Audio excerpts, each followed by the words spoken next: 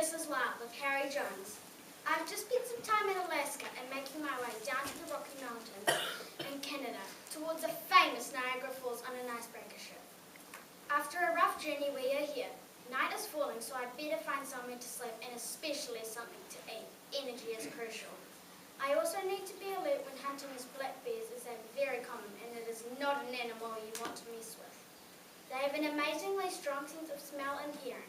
But here in the Rocky Mountains, the weather can be pretty unpredictable, and right now my safety is far more important than my health, so I need to find shelter quickly. I managed to make a cozy hammock out of pine tree branches and needles high off the ground. Hope I get a good night's sleep because tomorrow I'm taking a trip down Niagara River. Good night! After a few hours sleep, I wake hungry, so my next priority is food, as my last meal was a long time ago. The Niagara River is close by. I make my way down, hoping to catch a salmon or trout, but I need to be on the lookout because these feisty fish put up a great fight when trying to be caught. The best way to catch these fish is to spear them, so I need to find a branch from a pine tree, which is common in the Rocky Mountains. After some searching, I find a branch that will make a good spear. I grab my knife and sharpen the tip of the branch. I take a few steps in the chilly water and splash! I swiftly thrust my spear into the river. Unfortunately, no luck. I give it a final whack and yay, a delicious salmon. I cut off its head, tail and fillet it. Nothing gets better than fresh Canadian salmon. Some unwanted attention comes along. A black bear? Mum, if you're watching this, I might not make it back in time for dinner.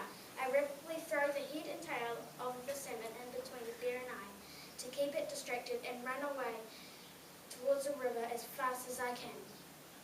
A log floats by, so I take this opportunity to escape and grab the passing log and float down the river as far away from the bear as I can get.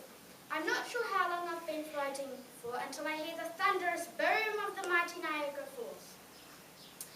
I need all my strength to get to the riverbank or I'll be sucked into the treacherous falls. I make it to the riverbank exhausted, but I am safe. I follow the river to the falls at a steady pace and finally reach my destination, the Niagara Falls. It is not the biggest waterfall I have seen at 52 metres high and 27 kilometres long, but it's some of the most striking scenery I've come across. I can hear a helicopter in the distance, which means I'm about to be airlifted into the helicopter to be taken to my next adventure, the Amazon jungle in Brazil, South America. Happy travels, and see you on the next episode of Boy vs. Wild with Harry Jones.